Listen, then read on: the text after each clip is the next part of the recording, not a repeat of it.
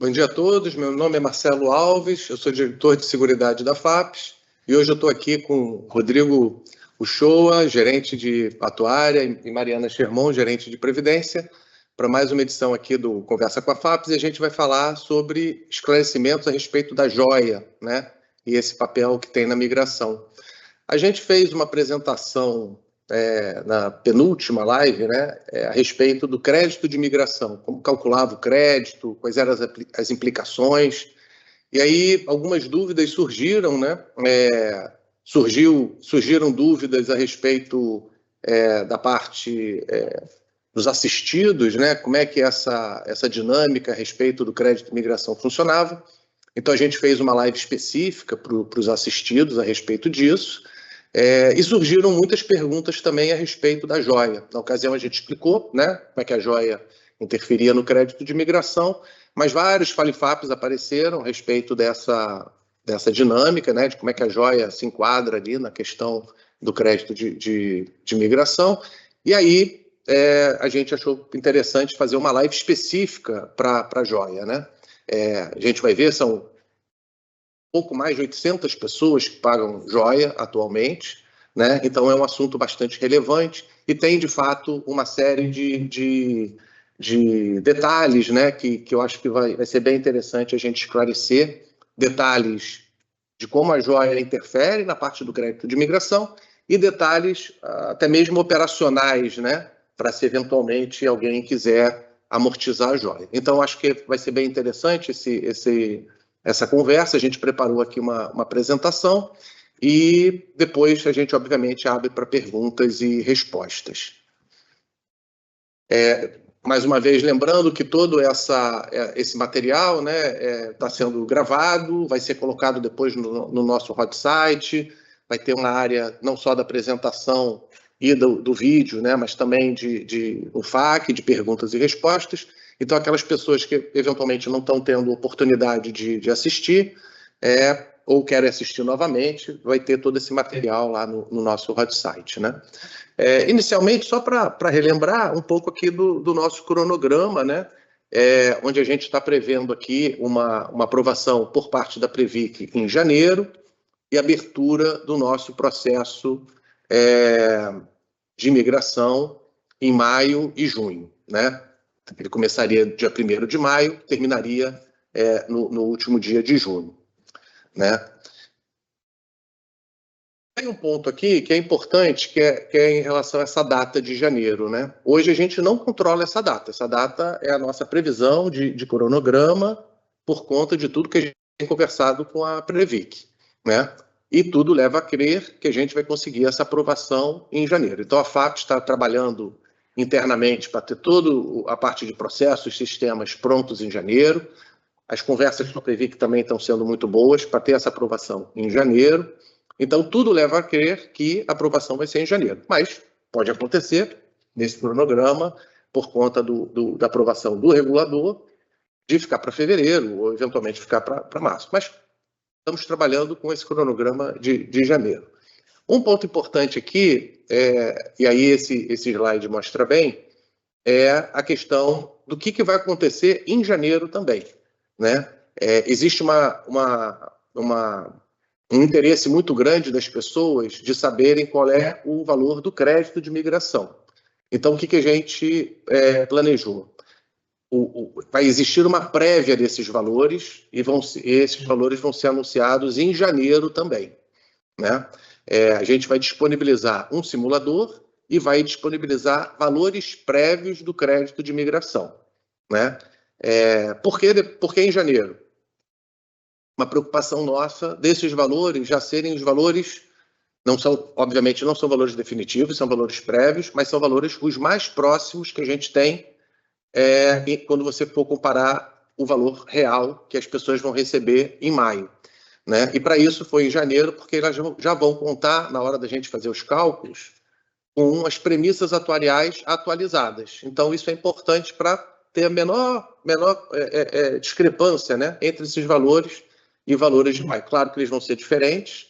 A gente ainda vai estar usando um cadastro de 2025, né? Então, eventuais mudanças cadastrais, alguém foi promovido, isso não vai estar incorporado ainda nesse cálculo de janeiro, mas os valores já vão ser bem próximos dos valores que as pessoas depois vão identificar quando tiver o processo, de fato, iniciando em maio, né? Então, isso já vai ser bom, porque as pessoas já vão ter esse valor de crédito de migração, já vão poder começar a tirar dúvidas a respeito desses valores, já vão poder fazer suas simulações. Então, esse é um ponto bem importante.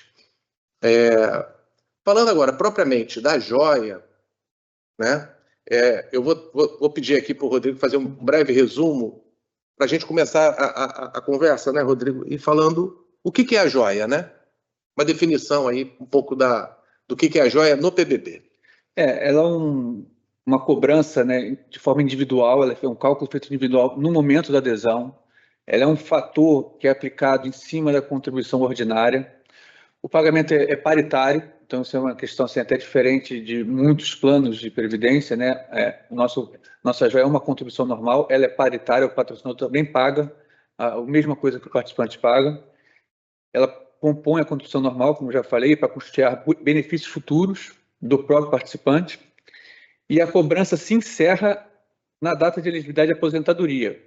Mesmo que o participante não tenha se aposentado, vai se encerrar naquele momento que ele se torna elegível, tá? Então, assim, isso é um ponto importante que mas eu já estou elegível, eu continuo pagando joia. Não, quem já está elegível não paga joia.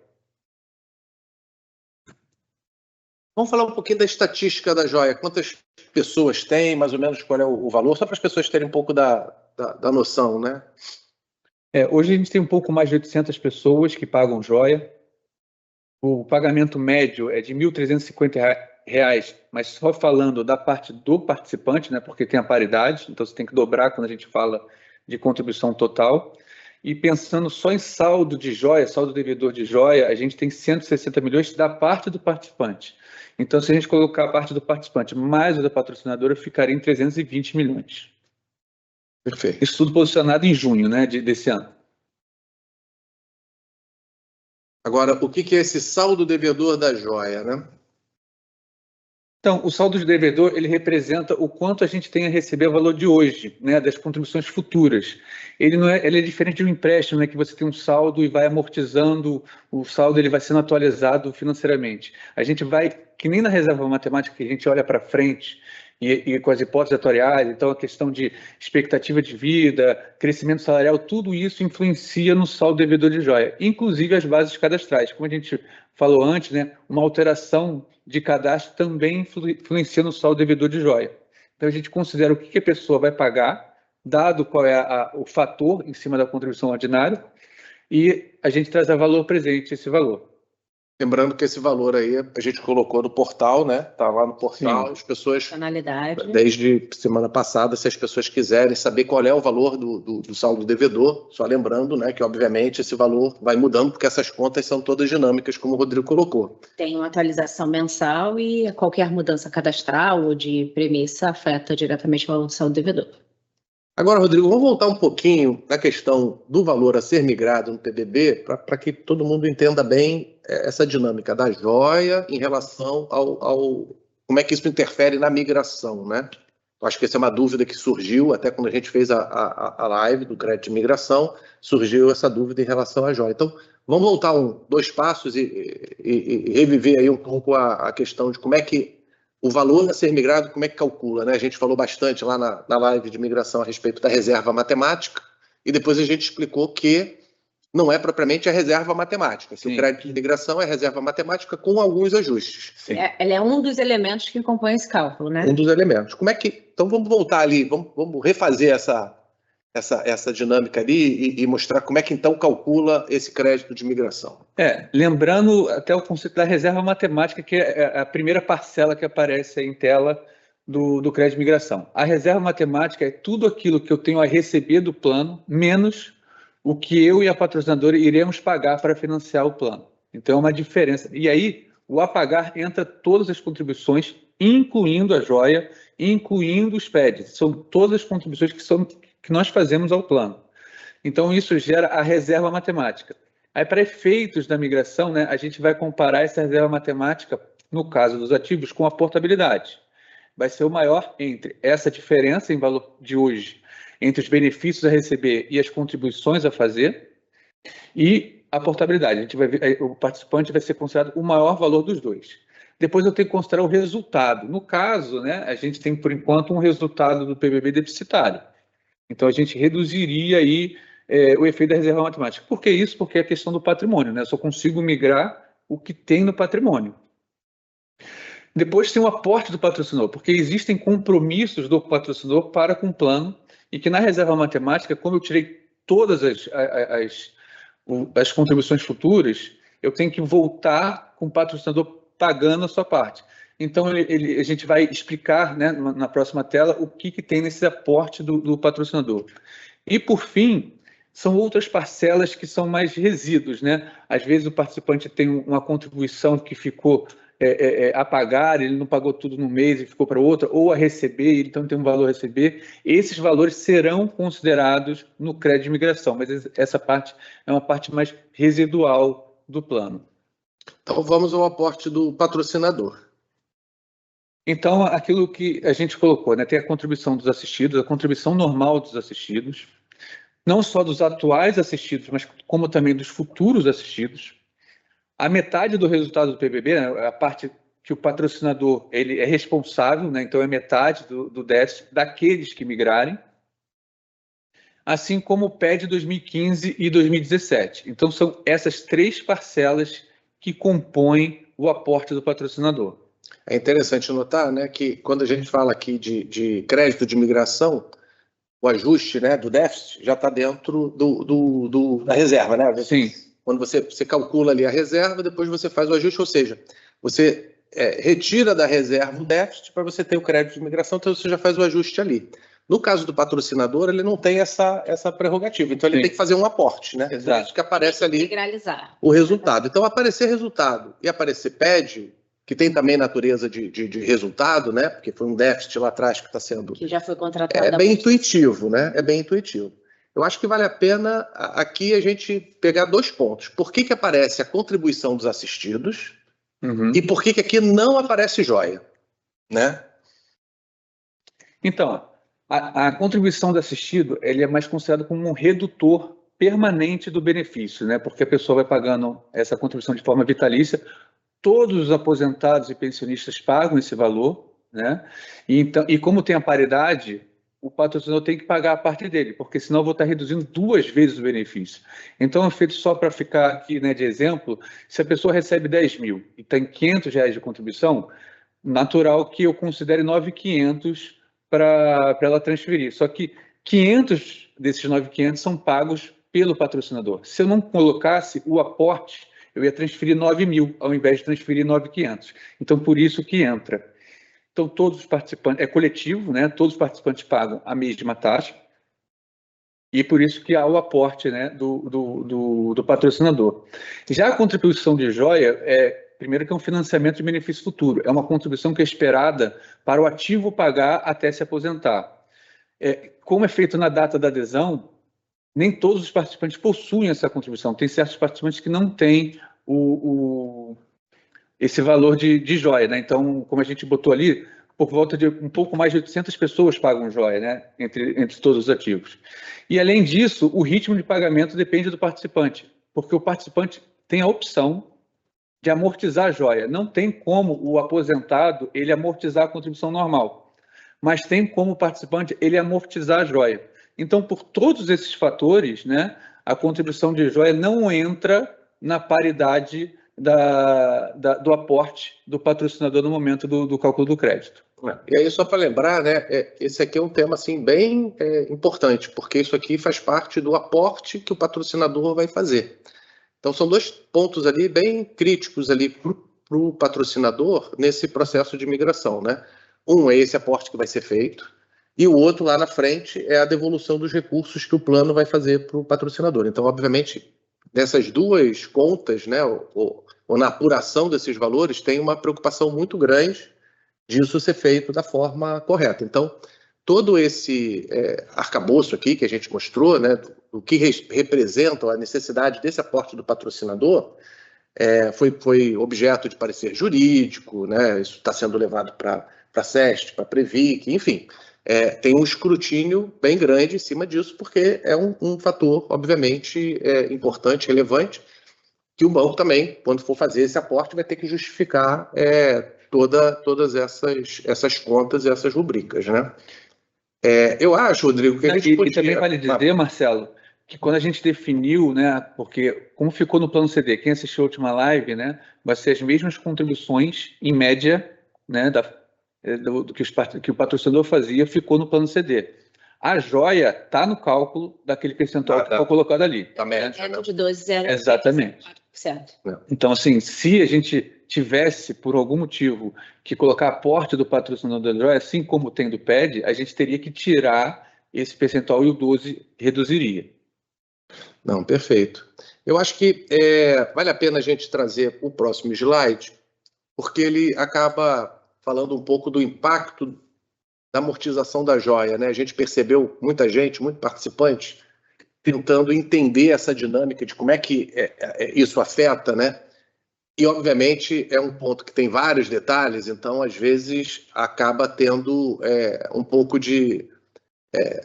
Está quase certo, mas não está certo, né? Então, vale a pena a gente definir um pouco o impacto da joia na questão da portabilidade, na questão da reserva matemática e na questão do crédito de migração, que no final é o que a gente está falando ao fim e ao cabo aqui, né?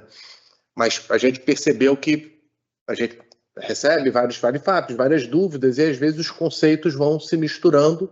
Então, é uma oportunidade boa da gente esclarecer. Deixar bem claro aonde que a joia impacta. E de que maneira, né? Então, vamos começar pela portabilidade, né? Até porque influencia diferente, né? O gráfico já mostra isso, o slide já mostra isso. Então, assim, na portabilidade, a portabilidade é 2 vezes o valor do resgate.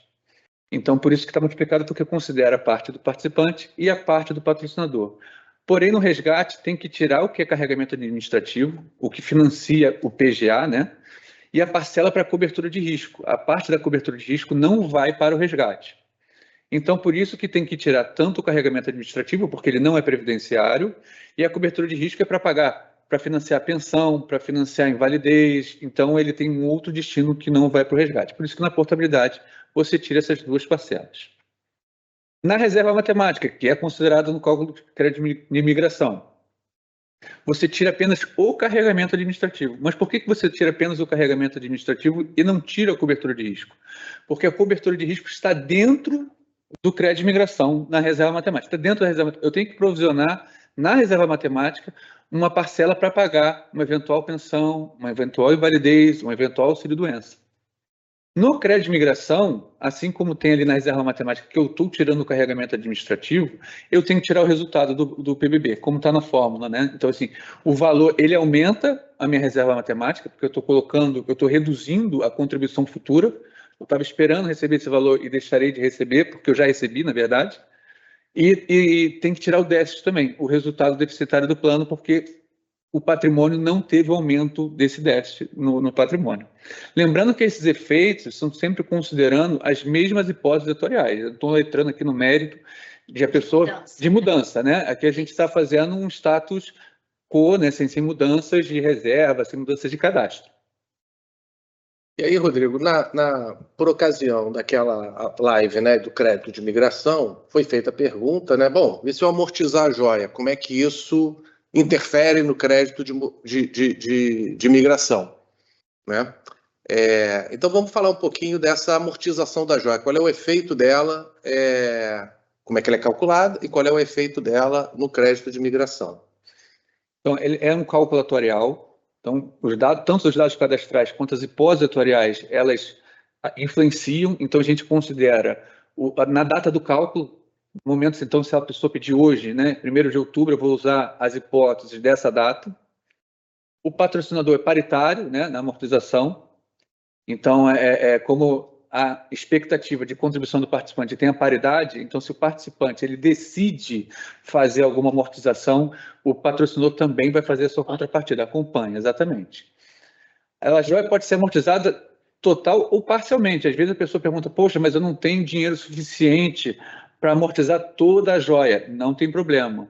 a pessoa pode amortizar parcialmente. Então, se o saldo devedor é 200 mil e a pessoa tem 100 mil, a pessoa pode pagar, né, e vai reduzir a contribuição dela na metade, né? A gente vai continuar cobrando joia, mas vai cobrar metade da joia dali para frente. Qualquer valor, né? Ele pode fazer amortização de qualquer valor até a sua integralidade do saldo devedor. Exatamente. Sempre lembrando, aí é importante a tomada de decisão para quem vai optar por permanecer no plano. Essa decisão só pode ser tomada uma vez. A pessoa só pode amortizar a joia, mesmo que parcialmente, quer dizer, se for totalmente, ela só vai fazer uma vez mesmo, né? Mas se ela fizer parcialmente, ela só pode fazer uma vez. Ela não pode amortizar hoje, em 1º de outubro, e chegar em 1º de novembro, amortizar a outra parte. Não pode parcelar essa amortização. Ela tem que amortizar em pagamento único. E uma vez. Nesse seu exemplo, então, se tiver um saldo de 200 mil e ele tiver recursos para amortizar 100 mil é o que é a amortização. Ele não vai ter oportunidade de completar até chegar aos 200 mil. Exatamente. Agora, Rodrigo, vamos voltar um pouquinho aqui, só para a gente fechar o tema anterior, né? Vamos voltar um slide. Quando a gente fala aqui do crédito de imigração, então, para a pessoa entender bem, né? Amortizei 100. O patrocinador vai colocar 100 também. Uhum. E aí? Então, aí primeira coisa... Vai dar 200? Não vai dar exatamente 200, porque primeiro tem que tirar o carregamento administrativo por ser uma contribuição. Ok. Então, você de 100 vira 90, né? Tem a paridade, então seria 180. Desses 180, você tem que tirar isso por crédito de imigração, né? Para a reserva matemática, aumentou em 180. Para o crédito de imigração, você ainda tem que tirar o déficit. Então, aqui, para facilitar a nossa vida, vamos falar que o déficit está em 10%, né? Então, a gente vai reduzir 18 mil desse 180. Aí vai ser 168 mil, que vai aumentar o crédito de imigração do participante. Então, ele pagou 100 e aumentou em 168 o crédito de imigração. Perfeito. Ou seja, o intuitivo eu coloco 100, o patrocinador coloca 100, isso daria 200. Mas como tem esses ajustes do carregamento administrativo e mais o déficit, acaba o aumento não é de 200, Isso. mas é um aumento significativo, sim, né? Sim. Como os participantes perguntaram da outra ocasião. Né? Que o que ele afeta diretamente é a reserva matemática. Como a reserva matemática é um dos componentes para o cálculo do crédito de imigração, e o crédito de imigração é a reserva matemática, o resultado, a aposta do patrocinador e os outros débitos, aí você tem aí uma diferença. Sendo que o carregamento administrativo a gente conhece, ele não vai mudar. Sim. Mas o déficit do PBB é um valor que altera, né? E vai ser o déficit da data da migração, não é o déficit de hoje, né? Não é da data da amortização, vai ser do momento da data do cálculo. Então, a gente está trabalhando aqui com janeiro de 2026. Então, vai ser o resultado de janeiro de 2026. Por isso que é difícil, às vezes a pessoa pensa, não, eu quero a fórmula... A gente não tem como, a gente não tem todos os parâmetros para falar qual é o impacto, porque a gente não tem exatamente o resultado do PBB em janeiro de 2026. Então, a gente só vai saber efetivamente o efeito lá naquela data. Perfeito. Voltando aqui para a questão da joia, Mari, como posso amortizar a joia, né? Qual é o processo? Assim, Isso é importante porque, né, acho que depois dessa live a gente vai ter um aumento aí do interesse das pessoas saberem, bom, tudo bem, já entendi o impacto, o que eu faço agora para materializar esse efeito, né?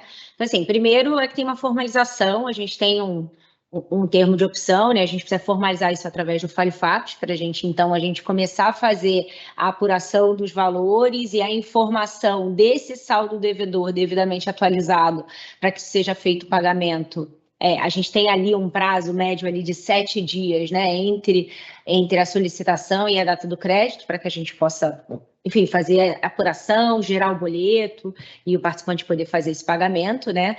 No caso, ele pode, né, relembrando o que o Rodrigo falou, pode ser parcial ou pode ser integral. Se for uma amortização parcial, ou seja, no exemplo dos 200 que ele só amortizou 100, essa joia, né, considerando que não teve a liquidação, essa joia vai ser recalculada, então aquele valor que ele paga hoje vai ser recalculado, né, a gente vai pegar esse saldo, né, esse valor remanescente e a gente lá vai fazer um recálculo, né? É importante também lembrar, como o Rodrigo falou, a gente está usando cadastro, parâmetros financeiros, parâmetros, hipóteses atuariais. Pode ser que exista algum ajuste, então toda vez que a gente tem mudança de premissa, que a gente tem ajuste cadastral ou algum ajuste financeiro, isso pode impactar. Então, falando, né, quando a gente está falando de amortização integral, não, a gente está falando da liquidação total. Mas quando a gente está falando da parcial e desse saldo remanescente, é importante lembrar que pode ter algum ajuste, né? E o patrocinador, ele vai efetuar na mesma, né, uma vez identificado o pagamento da parte do participante, a patrocinadora, ela faz a amortização também de igual valor paritariamente daquilo que foi pago, exceto no caso do autopatrocínio, que aí o pagamento ele é integral com a parte tanto de participante quanto de patrocinadora. Quando a gente está falando de pagamento, também é importante lembrar que pode ser utilizado. Então, assim, participante que tem recursos em outro plano de previdência, seja uma entidade aberta ou uma entidade fechada, olhando, no caso das entidades abertas, olhando para planos de origem PGBL. A gente não está falando de VGBL, então a gente está falando de recursos de entidades fechadas, assim como a FAPES, e a gente está falando de PGBL. Ele pode usar isso para amortização, né? Mas é importante que o plano de origem, que os recursos do plano de origem, eles sejam de opção de regime progressivo. Se o participante fez lá no plano de origem a opção pelo regime regressivo, então, por hipótese, ele tem um PGBL, ele fez a regressiva, ele não pode utilizar. Por quê? Porque o PBB é um plano BD, em que a única opção tributária é pelo regime progressivo. Então, ele não pode trazer recursos, né, de uma outra entidade. Esse aqui é um ponto bom, né? Porque é mais uma opção, né? A portabilidade é mais uma opção.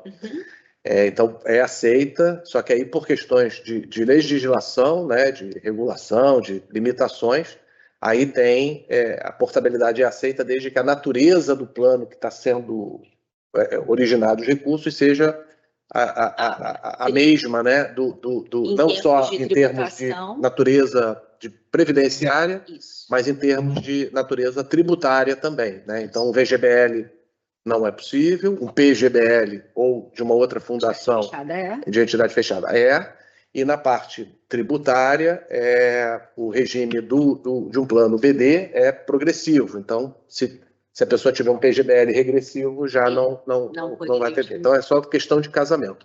Mas, havendo esse casamento, a portabilidade pode ser feita e aí pode ser utilizada para o pagamento de joia. Mais uma opção, né? Só para esclarecer que o VGBL, apesar de ser vendido como previdência, ele é um seguro de sobrevivência, tá? E por isso até a questão fiscal é diferente. Ele é diferente.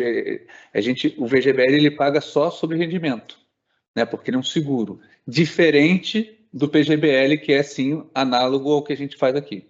Legal. E aí eu acho que operacionalmente também é importante falar para os participantes que caso seja feita a utilização da portabilidade, lá na solicitação via FAPES é importante fazer essa indicação, porque aqui a forma como a gente operacionaliza isso para a gente chegar na amortização é um pouquinho diferente. É importante ter essa sinalização. E agora alguns avisos importantes aqui, novamente aí, em relação à parte operacional, né? Bom, então, a gente já tem no portal a estimativa do saldo devedor da joia. Então, essa é uma funcionalidade que a gente recém lançou. A gente entendia que era uma demanda dos participantes. É importante ser essa independência, né? Eles não ser necessário, toda vez que ele quiser uma informação, ele vira a FAPES. Então, hoje ele tem de forma autônoma, ele pode acessar o portal e identificar esse valor. Ocorre uma atualização mensal, então mensalmente ocorre essa atualização. Ela não é uma atualização em periodicidade menor, porque a gente tem todo um cálculo, toda uma operação que ela precisa ser feita para a divulgação dessa informação, né? É importante dizer que foi requisitada junto à Previc a utilização de uma taxa de juros, né, de 6%. Mari, qual é a taxa atual? Só para o pessoal... 5,59. 5,59. Está tendo uma pequena elevação aí da... Isso. Anualmente, né, isso é uma obrigação legal, anualmente a Fundação revisita e faz o estudo da taxa de juros. Essa taxa de juros, essa indicação desse estudo atuarial, financeiro, junto com a equipe de investimento, com a equipe atuarial, pode elevar ou reduzir a taxa de juros. No nosso caso, estaria saindo de 5,59 para 6%, e essa elevação reduz o saldo devedor da joia e ele vai passar a vigorar a partir de, se aprovado pela Previc, né? Existe todo um rito, isso precisa passar por um rito, já passou pelas instâncias de governança da FAPES, agora passa pela Previc, sendo aprovado, ele passa a vigorar a partir de janeiro de 2026, né?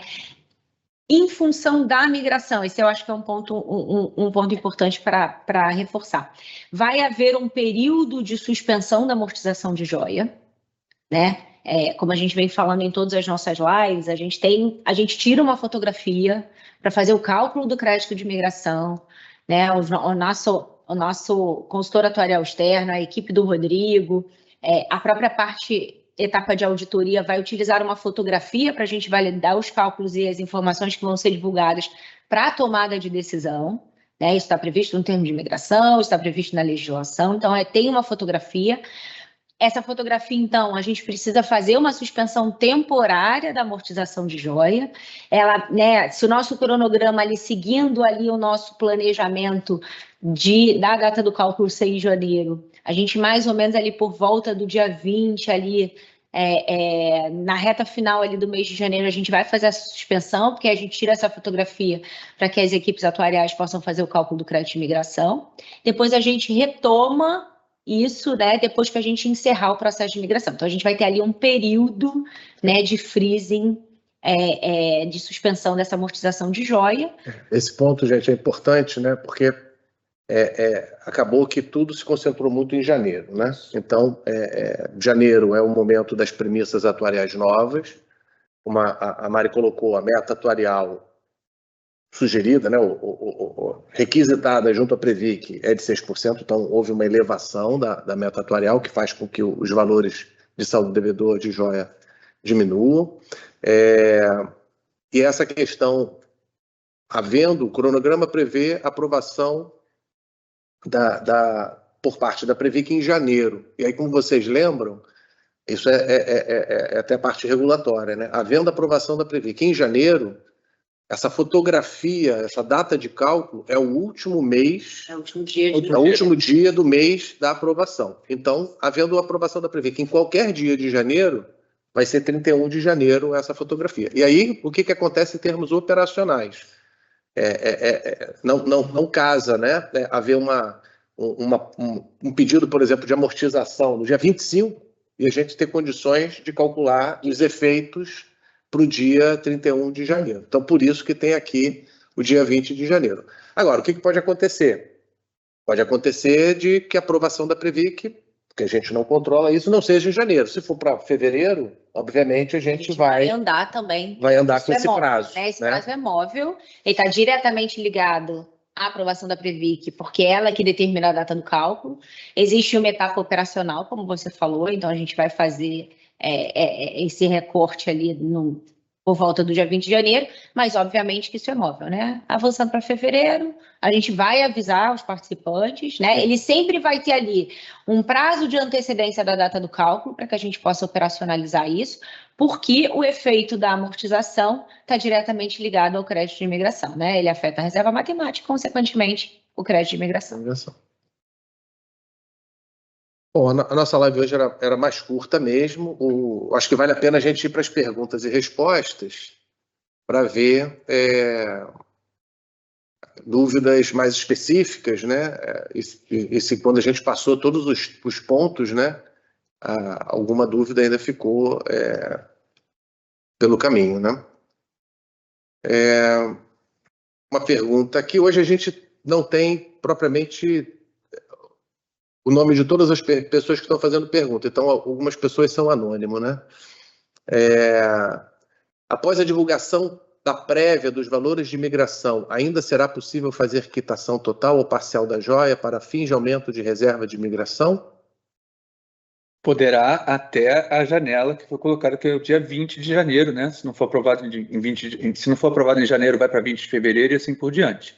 Mas sim, será possível fazer o aporte do saldo devedor, total ou parcialmente.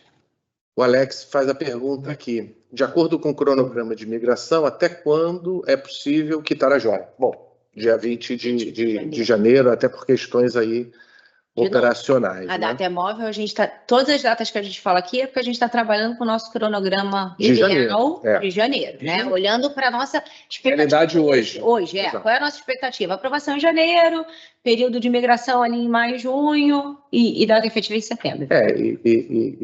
E a gente já comunicou, né, que assim, é bem possível que, de fato, né, Sim. se nada ocorrer, vai acontecer realmente em janeiro. Está tudo sendo preparado para acontecer em janeiro, então é bom a gente se preparar para janeiro, né? E o Alex também complementa aqui a pergunta: a partir de quando o valor presente da joia será atualizado pela nova taxa atuarial, 1º de janeiro, né? Havendo aí a aprovação, a Mari lembrou bem, né, que a gente já requisitou isso à Previc, mas a Previc ainda não aprovou, mas deve aprovar muito provavelmente até novembro, mais tardar dezembro. A gente vai informar o participante quando for aprovado a taxa, né? Pergunta do Vitor: no caso de um participante cuja reserva matemática seja menor do que o saldo de portabilidade, qual o impacto do participante quitar a joia à vista no mês de maio e junho de 2026? Vai lá, Rodrigo. No mês de maio e junho de 2026 não será possível fazer... Esse já é o primeiro ponto. Esse é o primeiro ponto. E, para quem tem o valor da portabilidade, a portabilidade também é afetada, a gente colocou isso, né? Também é afetada pela amortização da joia. E aí, só que na amortização é diferente, né? O impacto na portabilidade é um pouco menor, porque além de tirar a taxa de carregamento, eu tiro também a questão da parte de risco, da parcela de risco. Então, o impacto é um pouco menor que o efeito na reserva matemática em si. E aí, vai ter que fazer a comparação de novo, né? Porque pode acontecer da reserva matemática passar a ser maior do que a portabilidade. Então, não dá para dizer aqui, né, exatamente qual seria não tem um número mágico para responder. A gente vai ter que fazer a comparação e ver se o que ficou maior continua sendo a portabilidade ou se a reserva matemática passou a ser maior do que o valor da portabilidade. Mas em termos de efeitos práticos, Rodrigo, quando a gente está falando, né, do participante, né, o crédito de imigração, uma das parcelas que compõe é a reserva matemática. Na reserva matemática existe esse comparativo, então ela não pode ser inferior do que o valor da portabilidade. Sim. Né? Então, se for superior, ele vai usar aquele valor, né? Se com a quitação a portabilidade ainda assim ficar superior, ele usa aquele valor. Se a reserva matemática for superior, ela vai usar aquele e ainda tem lá o resultado, a aplicação do resultado do PBB, mais o aporte do patrocinador para o cálculo do crédito de imigração. Ele afeta nas duas parcelas de comparação, né? Ele afeta tanto de um lado, só que não afeta de forma igual. Igual. Ele afeta mais na reserva matemática do que no valor da portabilidade. É o exemplo dos 180. Exatamente. E aí o Vitor complementa aqui a pergunta dele, entrando nesse aspecto, né, Rodrigo, que vale a pena a gente deixar bem claro, né? Em caso de amortização da joia, qual o percentual dela será computada no cálculo de migração? O que sobrar, né? Assim, se a pessoa amortizou tudo, não vai considerar nada de joia porque ela já amortizou a joia. Mas se ela amortizou parcialmente, o que sobrar vai ser considerado. Então, no exemplo que a gente fez, né, a gente colocou 200 mil sendo saldo devedor e a pessoa amortizando 100 mil. Então, no caso, vai reduzir, né, só 100 mil, que são os 100 mil que restaram. Então, vou botar outro valor, porque 100 mil fica metade, pode gerar confusão. Se a pessoa amortizou 150 dos 200 mil, vão faltar os 50, esses 50 vão ser colocados no crédito de imigração, reduzindo o crédito de imigração. E aí, da parte que ele amortizou, tem aquela dinâmica que você explicou, né? Que tem a taxa de carregamento. Exatamente. É por isso que a conta não fica propriamente, quem coloca 100 fica 200, reduz um pouco. E esse valor depende, né? Porque a gente vai ter que ver o déficit naquele momento. A taxa de carregamento está dada, 10%. 10%. Então, esse já é um primeiro passo. Mas a partir do déficit, esse é feito só no momento dessa fotografia que vai ser tirada, que tudo leva a crer, vai ser dia 31 de janeiro. Né? Pergunta do Ítalo: por que o BNDES é paritário na amortização da joia, mas não no saldo de migração, se não amortizado? A dívida de pagar 50 por 50 já não existe tanto para o banco quanto para o beneficiário? Amortizar é meramente pagar à vista, mas a dívida já existe. Se o banco não aporta a parte dele, ele simplesmente escapa da dívida dele se eu não decidir pagar à vista a minha parte? Vamos por partes aí, que a pergunta tem várias camadas, né? A primeira camada não é uma dívida, né? É uma contribuição esperada a ser feita para o plano e que reduz a reserva matemática. Esse é o primeiro ponto. O patrocinador vai pagar, sim, porque, como a gente adiantou lá na frente, o 12%, quando a gente colocou o 12,04%, uma parcela desse 12,04% é a parcela de joia, senão essa contribuição seria menor. Então, não é que o patrocinador está escapando do valor da joia, ele vai pagar, né, desde que o participante também ele contribua até ali o limite do 12,04%. Então, assim, o patrocinador não está se livrando do pagamento, nada disso. Ele vai pagar no outro plano. Aí está faltando uma pergunta. Ele fez 3 perguntas. Isso porque a joia, ela compõe a contribuição normal, que é para custear o benefício, que é para compor a reserva, que é o montante necessário para custear o benefício durante todo o período. Exato. E no plano CD também vai servir para custear o saldo, que vai servir para pagamento de benefício. Foi tudo ou faltou? Não sei se faltou alguma. Eu achei que era 3 perguntas, eu respondi 2. Não estou conseguindo ler daqui. Eu acho que ele. Bom, então ele falou, né, sobre. Ítalo, ajuda a gente. Se por acaso faltou alguma coisa, ainda dá tempo. A gente aí. Complementa a pergunta aí que a gente não complementa. Eu acho que a gente conseguiu, a princípio, responder. Tiago está fazendo a seguinte pergunta: os porta-joias irão todos migrar pela portabilidade ou pode ter caso de reserva matemática? Aí eu acho que o que ele está querendo dizer é se na parte da reserva matemática vai ter valores que são abaixo da portabilidade, portanto seria portabilidade, ou se vai ter valores que são acima da portabilidade, portanto prevaleceria a reserva matemática. Eu acho que primeiro deixar claro que é uma minoria que vai ter o valor da portabilidade superando a reserva matemática. A gente tem estimado por volta de 18 pessoas. Tá? Então, assim, são 832 pessoas com joia, ou pessoas com a nova joia é um pouco mais de 300, mas são só 18. E desses 18, nem todos são porta-joia. O que influencia mais, na verdade, é o salário da pessoa. Pessoas com salário mais baixo, elas têm maior probabilidade de ter a portabilidade como sendo maior que a reserva matemática do que necessariamente a pessoa com joia. Tem pessoas entre essas 18 que são de joia? Sim, tem. Mas a maioria desses 18 são pessoas que têm salário mais baixo.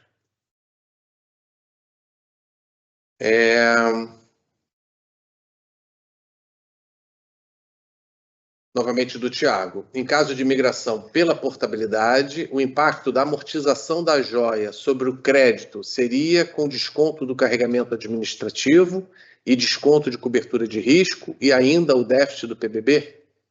Em relação à parte de comparando com a portabilidade, sim. Teriam esses 3 descontos para quem a portabilidade seria o maior valor. Mas lembrando que, como a portabilidade ele afeta diferente a reserva matemática pode acontecer de superar a portabilidade e ter um efeito diferente, ter um efeito maior. O Adalberto, existe alguma previsão do impacto dessa alteração de taxa atuarial no déficit do PBB? Esse déficit tende a zerar com a mudança de taxa atuarial? Ele tende a diminuir, não a zerar. Então, sim, aí até o efeito que a gente tem reduzindo ali o cálculo da reserva, a reserva matemática como um todo, ela vai reduzir também, né? Por isso que reduz o déficit. Então, assim, porque às vezes a gente se concentra numa parcela e acha que o valor todo vai aumentar, né? A meta atuarial é a nossa taxa de desconto. Exatamente. Né? Então, quando a gente pega todos esses fluxos no futuro e traz a valor presente, como a meta está aumentando, todos esses valores estão sendo reduzidos. Então, reduz a reserva matemática e vai reduzir o déficit. Então, assim, a reserva matemática vai diminuir e o desconto que vai ser aplicado dentro dessa reserva matemática que diminuiu, aí vai ser menor. Então, as 2 parcelas vão ser reduzidas. Agora, essa meta atuarial, né, como a Mari colocou, não é assim, ela tem toda uma metodologia, tem toda uma forma de cálculo, ela é bem regulada, né, na CNPC 30. Essa meta atuarial é objeto aqui de discussões bastante acaloradas, né?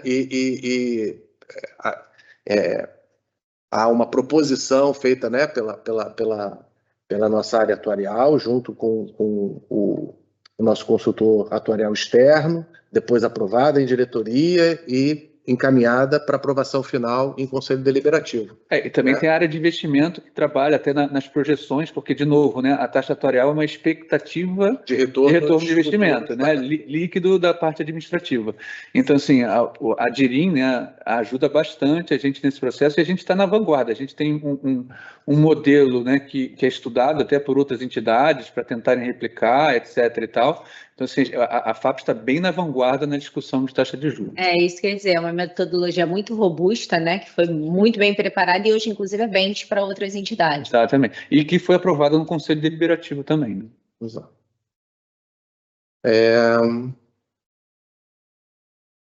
Um anônimo. A opção de amortização da joia poderá ser após o conhecimento do cálculo da reserva de migração, para sabermos se essa amortização faz sentido no caso de ficarmos com o valor da portabilidade versus reserva matemática. Vai acontecer próximo ali, né? Vai acontecer tudo em janeiro. Sim. Mas como o Rodrigo destacou, essa questão da portabilidade e reserva matemática é um conjunto muito pequeno de pessoas. E pelas estimativas de hoje, né? Claro que isso pode mudar. Os valores mudam o tempo todo. Tem alguns valores que não mudam, mas tem alguns valores que mudam, né? Porque pode mudar um cadastro, a pessoa pode ser promovida e quem está abaixo vira com a reserva matemática maior. Com a redução de taxa de juros, reduz a reserva matemática, mas o valor da portabilidade se mantém.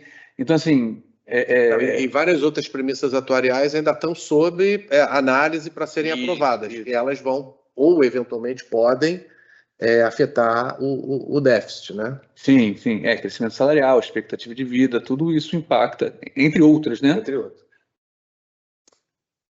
Outro anônimo, ao fazer a portabilidade dos recursos de um plano de previdência PGBL progressivo, quando esses recursos chegarem na FAPES para amortizar joia, o patrocinador irá pagar a contrapartida? Sim, exatamente isso. Quando for, né, no caso de uma amortização com recursos próprios ou através de uma portabilidade, assim que identificar essa amortização, a patrocinadora vem e faz a sua contrapartida de igual valor. Existe a possibilidade da FAPES criar uma linha de crédito específica para amortizar joia? A FAPES hoje ela tem linhas de empréstimo, né? Tirando uma delas, que é específica, né? Ou seja, você dá como garantia, né, um imóvel e o crédito é usado também para o financiamento imobiliário. As outras duas são livres, né? Você pode utilizar o recurso da forma como o tomador do empréstimo queira, né? E aí, eventualmente, você pode pegar esses recursos e utilizar para pagamento de joia. Não há nada que impeça, né? Hoje a FAPES conta com 3 produtos, 3 modalidades. Uma, como Marcelo, como você falou, ela é destinada para financiamento imobiliário, então ela tem um destino definido. E tem outros duas linhas, né, 2 modalidades, que é o FEST e o Multi. Um é o empréstimo pessoal, sem garantia, né, onde a garantia é a reserva, enfim, dentro das regras previstas no produto, e o outro é o Multi, que aí você tem uma garantia real. E aí é interessante entender um pouco das limitações que toda, né, na verdade, não só a FAPES, mas todas as entidades fechadas, né, estão submetidas nessa questão do empréstimo, né? Então, tem uma questão que é em relação a um dos limitadores, né, é o valor da reserva, né? Ou, no caso do outra modalidade, a garantia. A garantia, né? A margem consignável também é um outro aspecto. E no que respeita à parte de custo, é vedado, né, qualquer entidade oferecer empréstimos abaixo da meta atuarial, né, da remuneração da meta atuarial. Porque empréstimo é um investimento, não é um benefício, né? Sempre tem que remunerar o patrimônio para pagar os benefícios, é um investimento. O participante é uma das leis de retorno de investimento para o plano. Isso são digamos, os 3 principais limitadores, né, de qualquer oferta, né, de linha de empréstimo que não só da FAPES, mas de todas as nossas congêneres aí desse setor, né? A lei que regulamenta a opção pelo regime tributário, perdão, a lei que regulamenta a opção pelo regime de tributação mudou em 2024, permitindo o participante escolher o regime apenas por ocasião do benefício ou do resgate. Essa informação que vocês passaram sobre portabilidade realmente está correta? O que a gente passou é que se a escolha for pelo regressivo, não é possível utilizar para amortização. Porque talvez aqui tenha uma premissa de que no PBB haveria a possibilidade dessa opção quando não. Acho que a premissa é essa. Né? Assim, como eu não escolhi, eu estou no PBB, como eu não escolhi ainda, então, eventualmente, eu posso escolher entre progressivo e regressivo. E no PGBL, se a pessoa não resgatou nenhum valor, ela ainda não fez a opção. Isso. Então, assim, se ela não resgatou... Porque o que acontece? Em PGBL, há uma flexibilidade maior de resgate. Então, se o participante ele já fez um resgate e ele, naquele momento do resgate, ele optou... Fez um resgate parcial, né? Um resgate parcial. E ele resgatou um parcial com o regressivo, carimbou regressivo, ele não pode mudar, não pode mudar depois. O resgate não é uma escolha. De fato, ele tem razão, o participante tem razão, teve uma mudança na regra tributária, a escolha é feita agora a partir do primeiro recebimento, mas quem porventura, né, no caso de PGBL, ou eventualmente numa entidade que tivesse a flexibilidade, tivesse num plano instituído, ou numa família que você tivesse um pouco mais de flexibilidade, que já tenha resgatado e já tenha sido carimbado regressivo, ele não vai poder. E, obviamente, se no momento da escolha ele quiser escolher nessa portabilidade, ele quiser o registro da regressiva, ele também não poderá. Então, de fato, se a origem vier como regressiva, não pode usar, porque o BD, né, o plano BD, no caso o PBB, não é facultada essa opção pelo regressivo. Esse talvez seja o ponto importante. A gente até na última live, a gente colocou essa questão da questão tributária, né, até porque faz uma diferença em relação ao BD e em relação ao CD, mas no caso do BD não existe essa prerrogativa de você escolher o regressivo ou o progressivo. O BD sempre vai ser progressivo. É por isso que no recebimento de recursos de portabilidade sempre vai ter que vir progressivo. Eu acho que de forma resumida, assim, se a pessoa não fez nenhum resgate parcial, ela vai poder utilizar. Sim, a não ser que ela tenha feito algum resgate. A pergunta, Rodrigo, aqui não sei, a interpretação que eu tive, né, é que talvez ele entendesse que, como ele não resgatou ainda no BD, o BD pudesse ser regressivo. Não, não pode. Não pode. Não pode.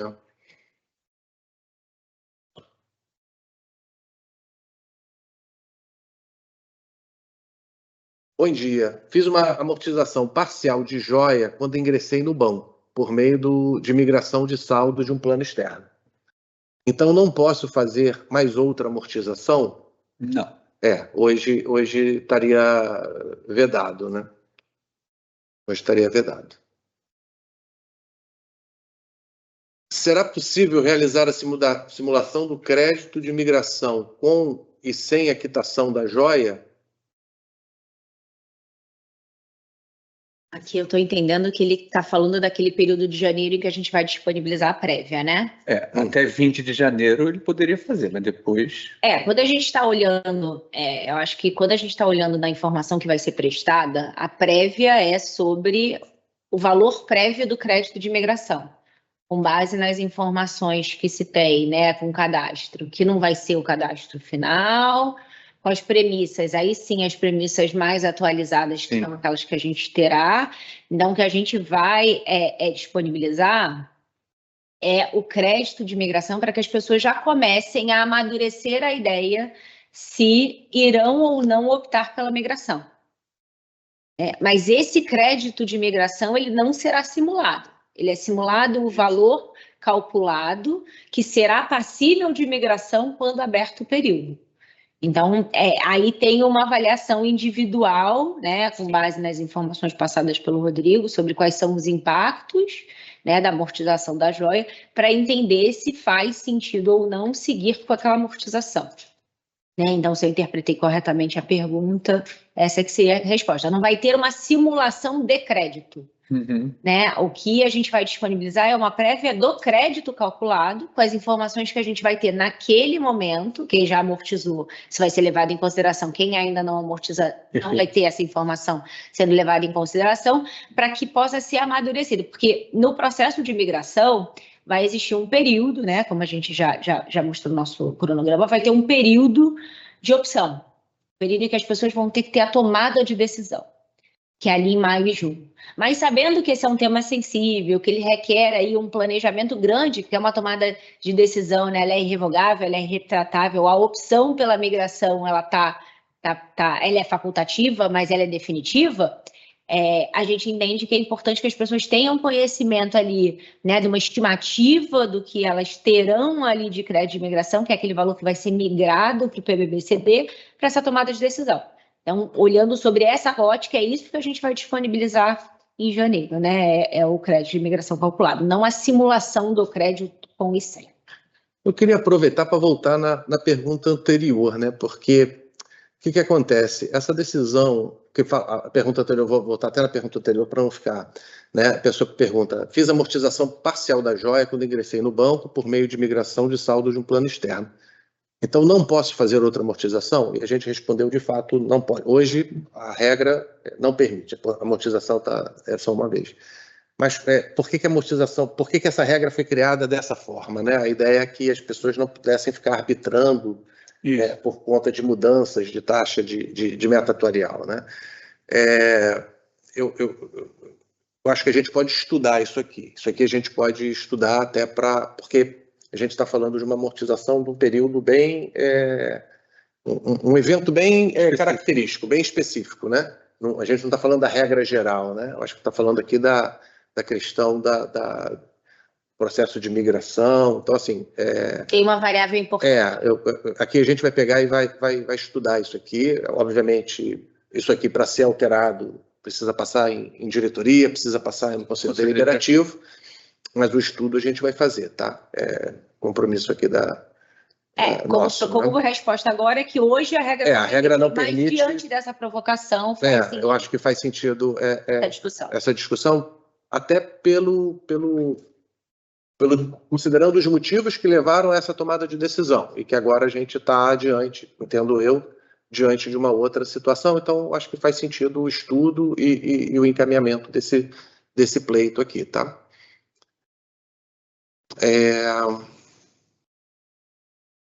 Aqui é um ponto bom. A estimativa é que a suspensão de joia seja 20 de janeiro, até a migração em setembro.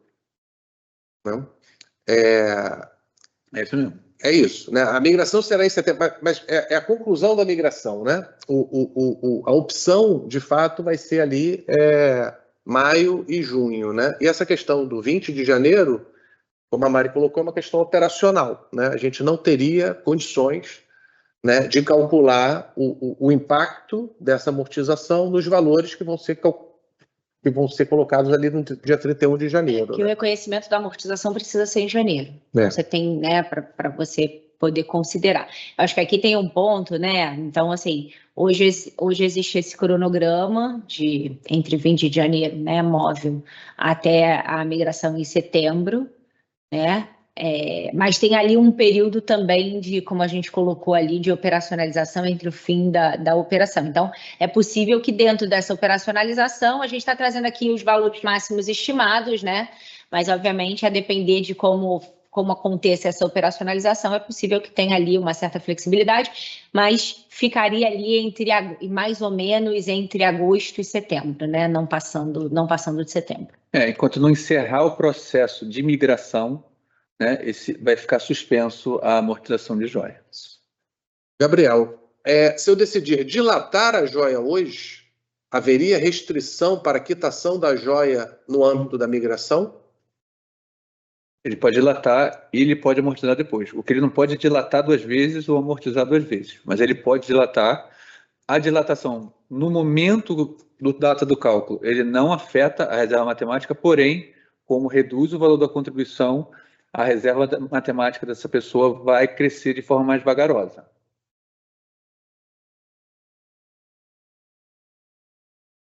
Pergunta da Márcia.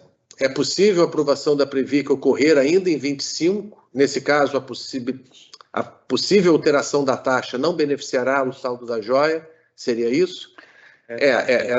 Possível mas é improvável. Não, eu já colocaria diferente, Rodrigo. Não é possível, tá? Assim, as nossas conversas com a Previc, o encaminhamento formal vai ser feito agora dia 6, né? Depois da SEST, o próximo passo é o encaminhamento formal para a Previc, isso vai ser feito agora dia 6, mas todas as nossas conversas da Previc são para, na melhor das hipóteses, janeiro de 26, exatamente, porque eles entendem, né, também o quão importante é que a gente faça essa migração com as premissas atuariais atualizadas. Isso imagina a gente fazer qualquer processo de migração agora com as premissas que foram discutidas no ano passado e aprovadas para esse ano. A gente faria sentido no ano passado, mas para esse ano... Então, assim, é importante que a gente fique o mais atualizado possível nesses cálculos, né, e para isso utilização de premissas as mais recentes possíveis, que no caso vão ser as que a gente vai discutir agora para vigorar no ano que vem. Então, essa hipótese não tem, não. A data de 20 de janeiro, é uma pergunta da Márcia, a data de 20 de janeiro é o limite para o pedido da amortização ou para o pagamento? É o limite para o pedido. Limite para o pedido. Isso, todo crédito da amortização, lembrando que se for utilizado, é importante que se for utilizado uma portabilidade, esse limite, ele talvez tenha que ser reduzido, porque existe todo o trâmite operacional da outra entidade para transferência dos recursos. Eu acho que no caso de portabilidade, a pessoa já pode fazer a portabilidade agora e depois utilizar. E depois utilizar. Exatamente. É recomendável, inclusive, porque esse processo é lento. A gente tem visto várias pessoas estão entrando no Plano Novo, vários funcionários, né, estão entrando no PBCD e muitos têm trazido a portabilidade. Então, a gente tem visto bastante portabilidade. E isso daí depende, portabilidade, né, recurso de uma outra entidade que vem para a gente. Então depende da gente, mas depende deles. Principalmente do modus operandi da entidade originária, né? E a gente quando ela paga, quando que ela transfere, o tempo de assinatura dos termos. E aí, só para vocês terem uma ideia, a gente assina, né? É a última parte aqui da FAPES, a gente assina a portabilidade, dando ok, e a entidade depois faz a assinatura deles e encaminha. A gente já teve... Né, Maria, já estava falando disso ontem, né? Já teve portabilidade que vem em 2, 3 dias e teve uma que demorou 2 meses. Então, assim, é claro que tem alguns tempos que a gente controla e outros não. Então, no caso da portabilidade, seria interessante já fazer essa portabilidade antecipadamente, mas, obviamente, a utilização desse valor só ficaria para o... apesar de antecipar, pode utilizar o valor. Exatamente. Porque a identificação do recurso e da amortização ela precisa acontecer até em janeiro. É isso. Então, não é que tem que chegar em janeiro para você amortizar em fevereiro. Ele não vai fazer esse efeito. A fotografia é 31 de janeiro.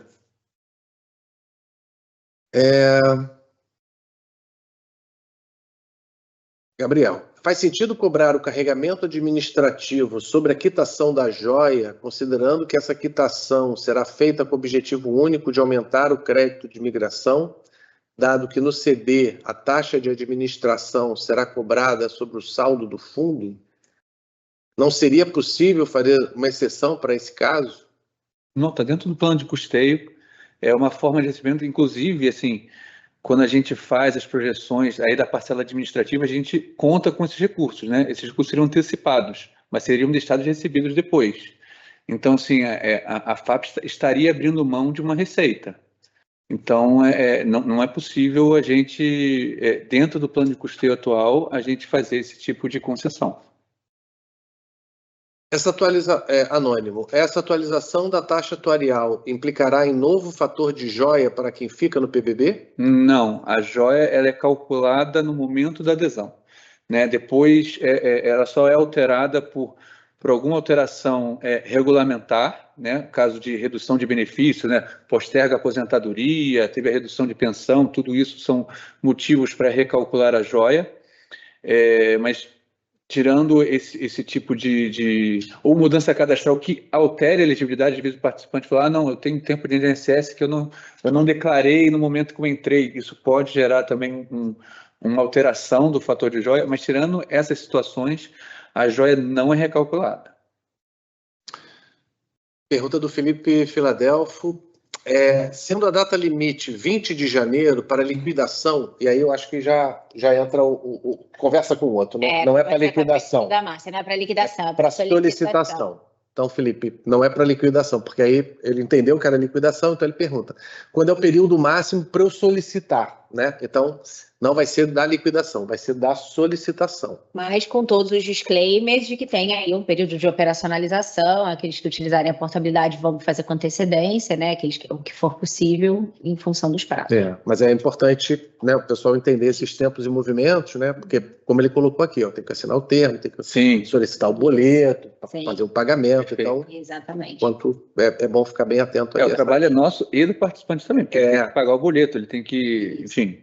E é importante esse planejamento, inclusive a gente está falando com antecedência exatamente para ter esse planejamento, né? Também porque tem uma etapa operacional da FAPES, né? Se todo mundo chega no dia 20, a gente tem uma etapa operacional, isso significa um tempo mais curto para os participantes receberem o boleto e fazer o pagamento ainda dentro de janeiro. Então, o planejamento é sempre importante. E uma pergunta aqui do Wagner Gonçalves. Bom dia, desculpa, entrei há pouco na live, não sei se fizeram essa pergunta, gostaria de saber se quem continuar no plano antigo deverá contribuir com alguma cota extra para ajudar no novo plano.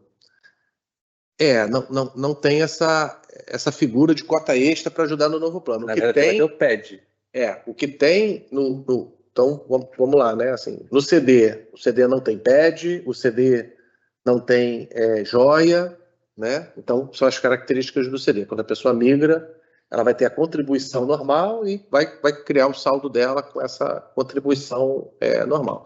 No caso do BD, o acordo do TCU, ele estabeleceu uma devolução de recursos do BD para o CD, né? Da FAPES para o BNDES.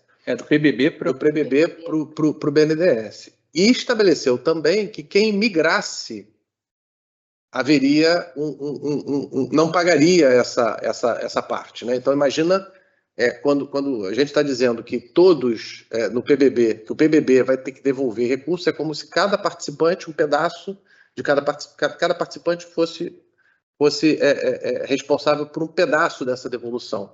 Aqueles que migrarem vão deixar de ser responsáveis por essa parte e o banco não vai receber. Né? Esse não vai ser transferido para quem fica, né? Que é o princípio da neutralidade. A decisão, exatamente. Então, a decisão de um não impacta na decisão do outro. Então, por absurdo, imaginando que todo mundo migre, o banco não vai receber nada e nenhum participante vai honrar com essa devolução.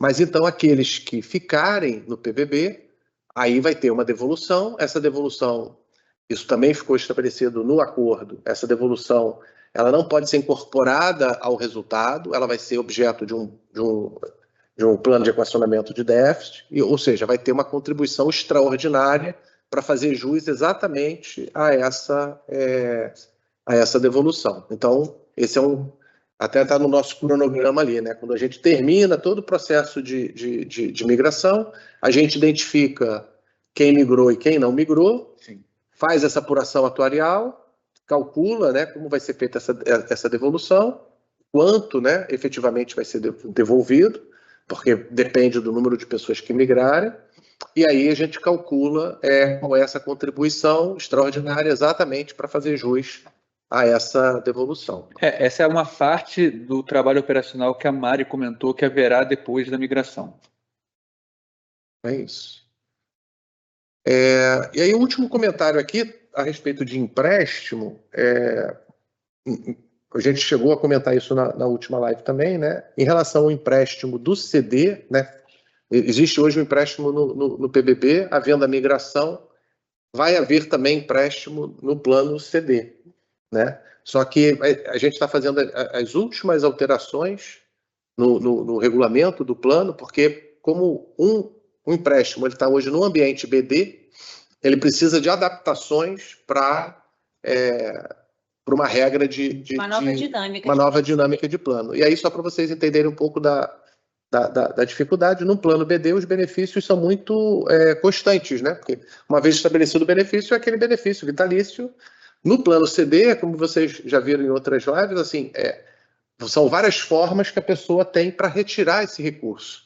E aí ela pode acelerar. Se ela acelera, a reserva, né, que é usada como garantia do empréstimo, como é que ela conversa com o valor do empréstimo? Então, a gente tem que disciplinar essa questão. Então, está sendo alterado. O empréstimo vai ocorrer no plano CD, no PBB-CD, né? Então vai ocorrer, só que a gente está ainda fazendo essas alterações para adequar as mesmas regras de empréstimo, mas, né, dentro desse ambiente CD. Lembrando que de forma inicial os contratos são migrados, não tem quitação, a não ser por deliberalidade própria, né? Não pode ser usado o crédito de migração para quitação ou amortização do empréstimo, mas se o participante quiser fazer antes de migrar, isso é uma deliberalidade dele. Agora, falando de migração em si, a gente carrega, né, carrega os contratos como eles são, enfim, com eventuais pequenos ajustes, mas não tem nenhum tipo de obrigatoriedade de quitação para migrar. Exato. Bom, gente, eu acho que a gente respondeu aqui praticamente todas as perguntas. Se tiver mais alguma pergunta, a gente está à disposição, obviamente. A gente vai responder a todas as perguntas, a gente vai colocar isso tudo no nosso FAQ também. Eu, então, aproveito a oportunidade para agradecer mais uma vez essa nossa conversa com a FAPES e coloco à disposição aí para tirar todas as dúvidas dos participantes, porque o nosso objetivo é exatamente estar interagindo com vocês e deixar que todo participante tenha todas as informações, todas as melhores informações para tomar essa decisão quando chegar a hora, que vai ser em maio, junho, né? Lembrando que tem o nosso hot site, onde a gente coloca as informações, e qualquer dúvida adicional, vocês podem também trazer pelo Fale FAPES para a gente. Esse vídeo vai estar lá também no hot site, né, para pessoas que não puderam, né, assistir agora ao vivo, ou até para quem quiser revisitar, assistir de novo o vídeo. É isso. Um abraço e até a próxima.